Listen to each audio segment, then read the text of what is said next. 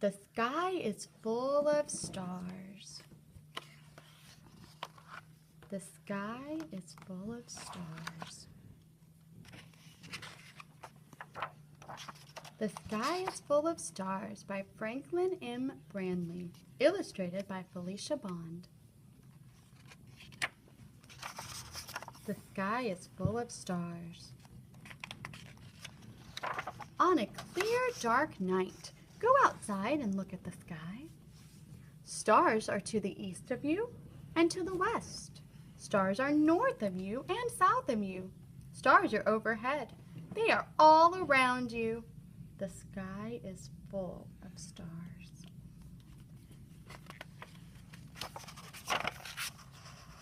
All of the stars are far, far away. Many stars are so far away you cannot see them without a telescope. Some stars are so far away you cannot see them even with the biggest telescope in the world.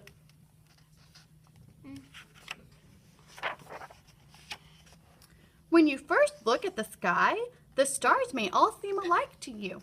But take your time, look for a while, and you will begin to see differences. Some stars are brighter than others. You may see half a dozen or so that are very bright. If it's a very clear night, you may see that stars have colors. You may see that some stars are white, some are red, some are blue, and some are yellow.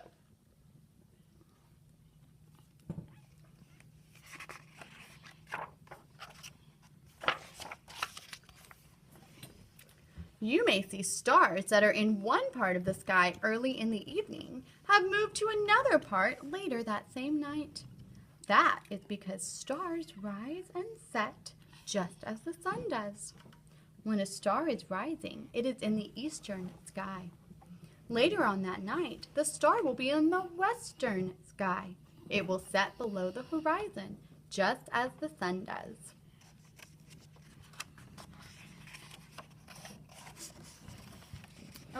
People who lived long ago looked at the stars a lot. They saw groups of stars in the sky. They imagined that the groups made pictures. They saw a lion in the sky, a bull, a hunter, a rabbit, a big dog, and a little one, birds, fishes, and other things. Now we call the star pictures constellations. In the whole sky, there are 88 constellations.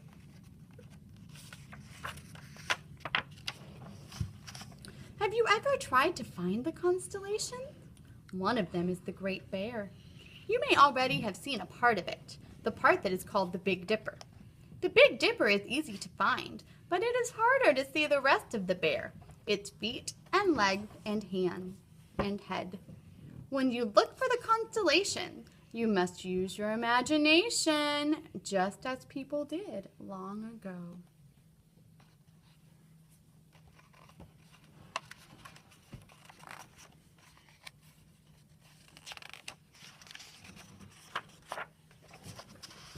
Suppose you were to start in February at about 9 p.m. It's dark by then, so you can see the stars.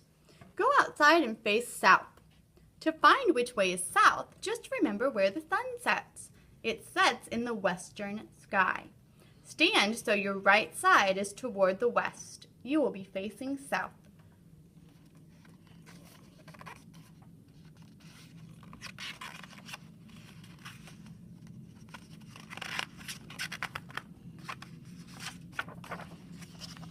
As you look south, you will see 7 bright stars quite high in the sky. They are a part of the constellation called Orion. Orion is the brightest constellation in the winter sky. Ancient stargazers thought this group of stars looked like a hunter. They called the 2 bright stars at the top of the constellation the shoulders of Orion.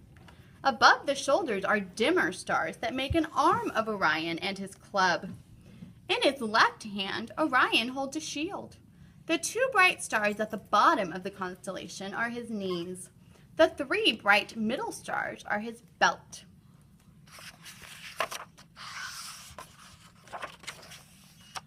The stars that make Orion's belt are called Alnitak, Alnilam, and Mintaka. Some of the names of stars sound strange to us. That is because they are not English words. Hundreds of years ago, the Arabs and Persians named many of the stars. Today, we still use many of those names. February is also a good time to look for Sirius. It will be to the left of Orion and a little below it. Sirius is the brightest night star in the night sky. It is brighter than all the other stars except the sun. In springtime, you will see different stars. In the middle of April, face south at about 9 p.m. Look for a bright star. It will be almost directly in front of you and quite high up in the sky. This star is called Regulus. A little above Regulus, look for 5 stars in the shape of a question mark turned backwards. The question mark is the head of the constellation called Leo the Lion, the main constellation of the spring. Regulus is the heart of the lion. To the left of Regulus, you will see 3 stars that make a triangle. One of the stars is a bit brighter than the other 2. It marks the tail end of the lion. The middle of August is a good time to see the stars of summer. As soon as it's dark, look south. You will see 3 bright stars high in the sky, Vega, Deneb, and Altair. Each is in a different constellation. The star to the right, Vega, is the brightest star in the constellation Lyra. Lyra means lyre, a small stringed instrument used long ago. The bright star to the left of Vega and a bit above it is Deneb. Deneb is the constellation Cygnus, the swan. Lower down is the bright star Altair. It is in the constellation Aquila, the eagle. If the sky is dark and clear, you will be able to see the Milky Way. Summer is the best time to see it. People used to think it was a weather cloud. It looked milky, and that's why they gave it the name. Later, when people looked at the Milky Way through a telescope, they discovered that it is really billions and billions of stars. The stars are very far away and very dim. They seem to blend together into a cloud of stars. At about 9 p.m. in October, face south. Nearly overhead, you will see 4 bright stars. They make a square. They are the body of a very unusual horse. The horse is upside down, and it has wings. It is the constellation Pegasus, the flying horse. Look at the picture to see where its head, legs, and wings are. That will help you find them in the sky. As you find the constellations, or even before, you can make your own pictures of them.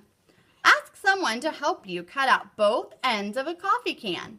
Then cut a hole in the plastic lid that comes with the can. The hole should be just large enough that the end of a flashlight fits through it.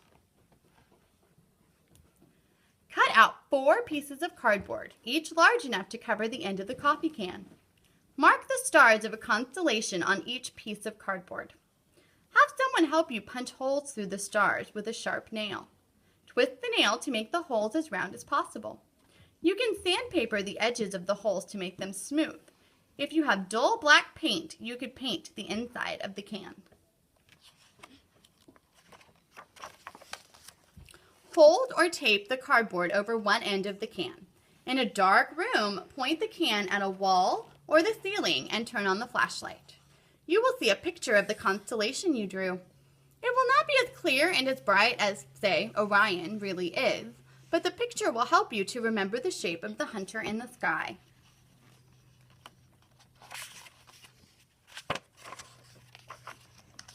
Now you know a few of the brightest stars and constellations in the sky. If you keep stargazing, soon you will know your way all around the sky. Maybe someday you'll travel all over the world, far to the north and to the south. When you do, you'll see more and more constellations. Someday you may see all the constellations in the whole sky, all 88 of them. Only a few people know them all.